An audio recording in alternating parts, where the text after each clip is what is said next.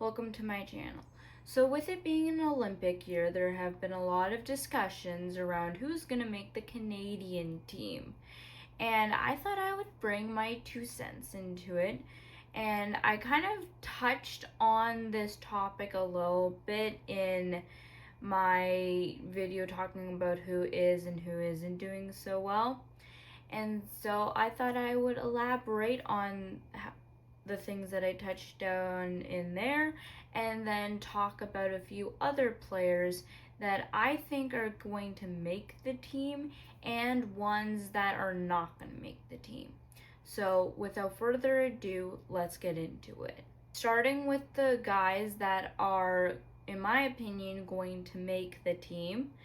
And the first guy is Macklin Celebrini. Him and Bedard, I'm going to talk about him next, have been lighting up the league in their first 20-ish games. Bedard has played 19 and Celebrini has played 20. And they have both been contending for most points in the league. And Macklin Celebrini in his sophomore season is blowing all of the expectations out of the water right now. There's a lot of talk about the sophomore slump, where your freshman or rookie year is good and then your sophomore season is not so good, so your second year. However, Macklin Celebrini has been showing that there's no sophomore slump with him.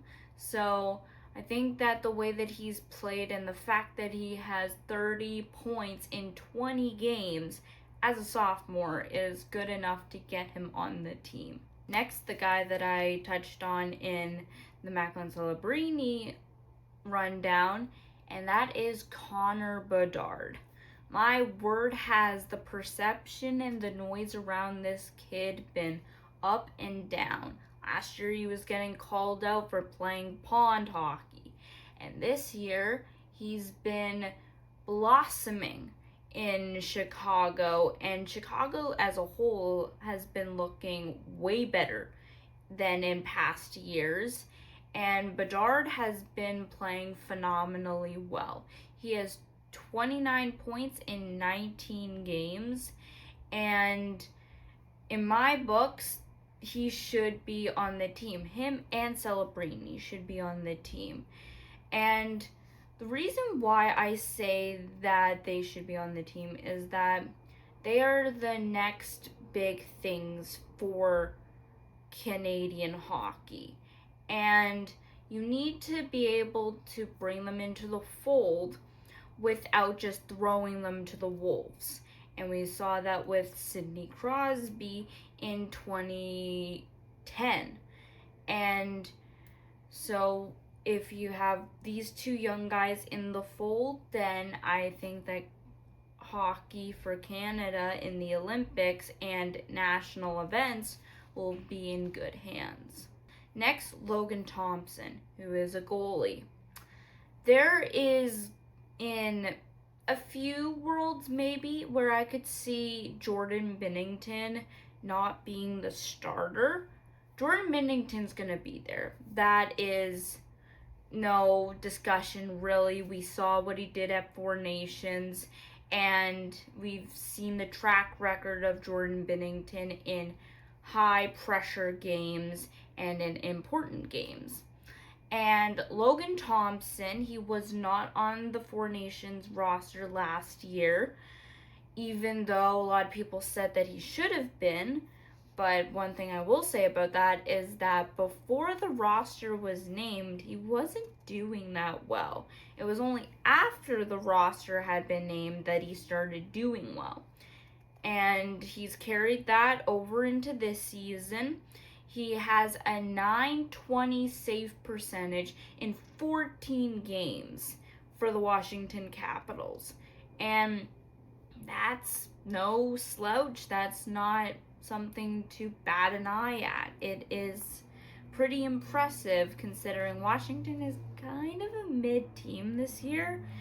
And he also has a flat 2 goals against average, which is great for a goalie. And so I don't see a world right now where he's not on the team, and he's kind of played himself into that role. So Logan Thompson and Jordan Binnington should be the tandem, and then maybe like Aiden Hill for the third stringer. If they end up naming one, they'll probably name a third stringer. However, I don't think they'll have to get to him. Now for the guys who have unfortunately played themselves out of a spot or have been surpassed by just younger talent and better talent. Starting off with Sam Bennett. Bennett was on the Four Nations team, and the reason why I say that he's out, besides his stats, he has 4 goals and 3 assists in 19 games for Florida. That's a whole thing on its own. But the one thing that I am thinking about when it comes to who's going to be on the team is what is their role. And the difference between Four Nations and the Olympics is who governs them. The Four Nations was run and governed by the NHL. So fighting was allowed, and physicality was a whole lot higher. However, for the Olympics, it is governed by the IIHF, which has no fighting and is very strict when it comes to contact and physicality and all that kind of stuff. And unfortunately, Bennett is a rat, and that kind of stuff is not going to fly. And so I say that he's off the team, and it's not really his fault. It's just the way he plays is not IIHF friendly. Next, Mark Stone, who was on Four Nations. A theme throughout all 3 of these guys is that they were on Four Nations. However, Mark Stone, I feel as if his play isn't really up to snuff for the Olympics. He is injured right now. And even though in the 6 games that he has played, he had 13 points, which is amazing, I would say that the style of play that he plays is too slow for the Olympics. I see that a lot with Vegas, is that they're kind of a slow team, and they like to really be in control. Every team likes to be in control, but they really just like to slow down the game. In the Olympics, it's kind of the exact opposite of that. And so I think that with Mark Stone's age, yes, I talked about how we need like the older guys to foster in the younger guys. I don't think Mark Stone is necessarily a guy that you need for that. And so I have him off the team, and from what I've seen online, that seems to be a consensus. All right, for my last guy, and kind of hurts me a little bit to say this, but Sam Montembeault. If you've watched my channel, you know I am a Montreal Canadian fan. My last video was about the Montreal Canadiens.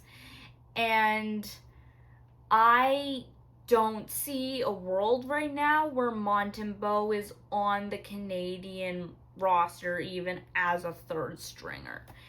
He has been, I wouldn't say horrendous, but he has not looked the same that he looked last season.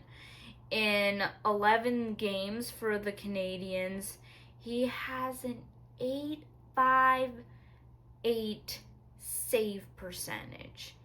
And that is not going to win you games. That is terrible. And he is at a 3.5 goals against per game. And from those stats alone, they should not be with the Olympics team. And with Logan Thompson and Jordan Binnington, I think that would suffice. And with the third stringer potentially being Hill, I already mentioned all this stuff. I don't see a place for him unless, God forbid, there be an injury. So thank you for watching. Let me know down below what you think of Canada's Olympic team. And do you think that they can win a gold medal?